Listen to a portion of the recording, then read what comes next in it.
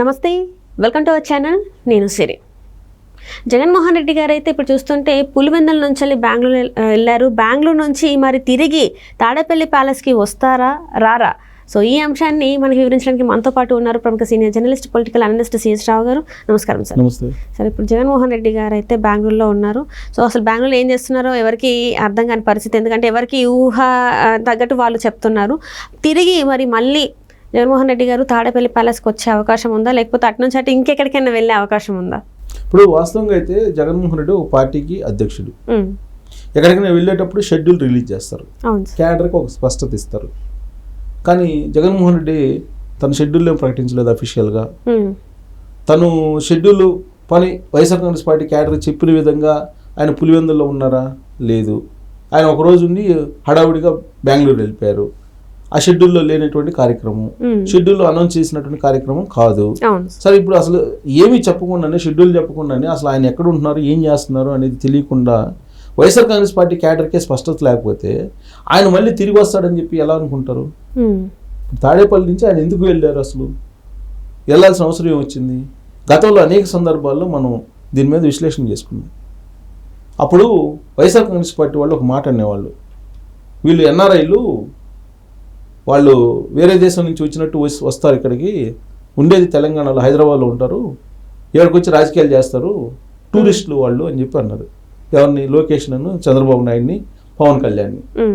వైఎస్ఆర్ కాంగ్రెస్ పార్టీకి సంబంధించినటువంటి అప్పట్లో ఉన్నటువంటి మంత్రులు, తర్వాత జగన్మోహన్ రెడ్డి కూడా అన్నారు, ప్రచారంలో కూడా అనేక సందర్భాల్లో చెప్పాడు, వీళ్ళు టూరిస్టులు, వాళ్ళు హైదరాబాద్ నుంచి వస్తారు, వాళ్ళని నమ్మొద్దు మీరు.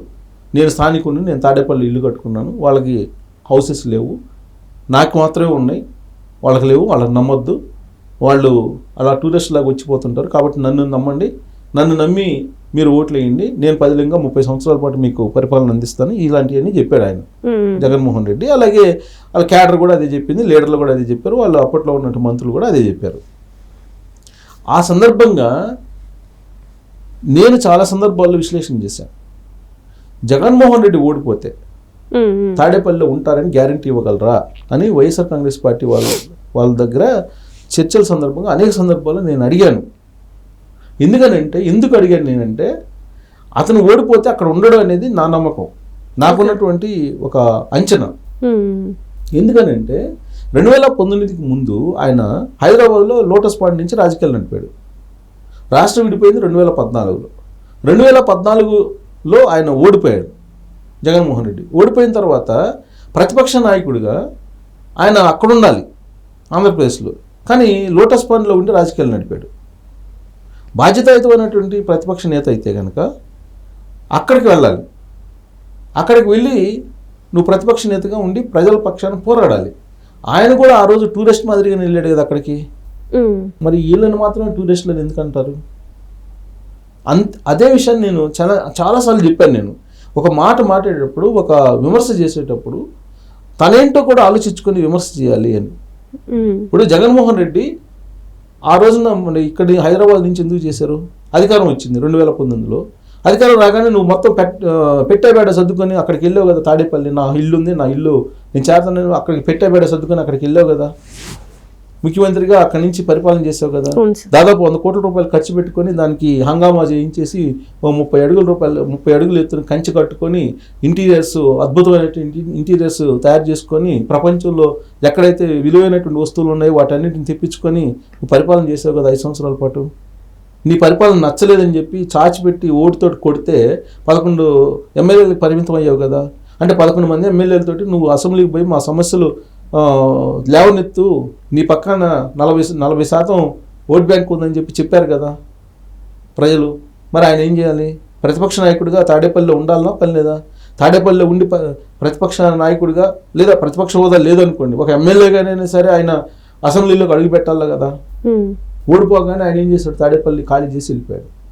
అసలు రిజల్ట్ రాకముందే తాడేపల్లిలో కంటైనర్లో నుంచి పంపించాల్సినవి పంపించేస్తారు, అది అందరికీ తెలిసినటువంటి విషయమే. ఎగ్జిట్ దగ్గర ఒక లారీని పెట్టేసి మొత్తం పంపించారు అనేది అన్ని న్యూస్లో కూడా వచ్చింది. అంటే ఓడిపోతారని ముందే తెలుసు ఆయనకి, తన పరిపాలన ఎలా ఉందో కూడా తెలుసు ఆయనకి. తెలిసి కూడా లాస్ట్ వరకు మభ్యపెట్టేటువంటి ప్రయత్నం చేశాడు.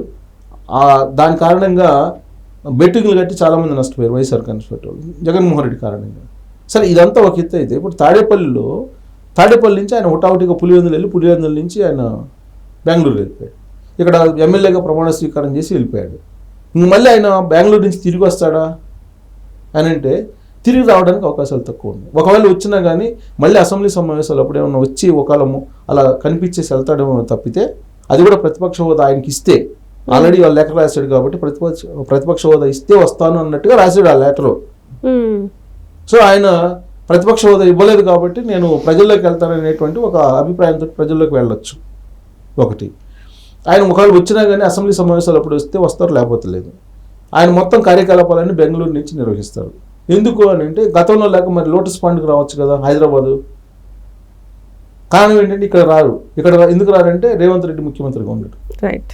సో రేవంత్ రెడ్డి ముఖ్యమంత్రిగా ఉన్నాడు కాబట్టి, చంద్రబాబు నాయుడు శిష్యుడు కాబట్టి రేవంత్ రెడ్డి, అందుకని ఇక్కడ ఒకవేళ తన రాజకీయపరమైన వ్యూహాలు, రాజకీయపరమైన రహస్యాలు బయటికి వెళ్ళిపోతాయేమో ఇంటెలిజెన్స్ ద్వారా అనేటువంటి ఒక భయం.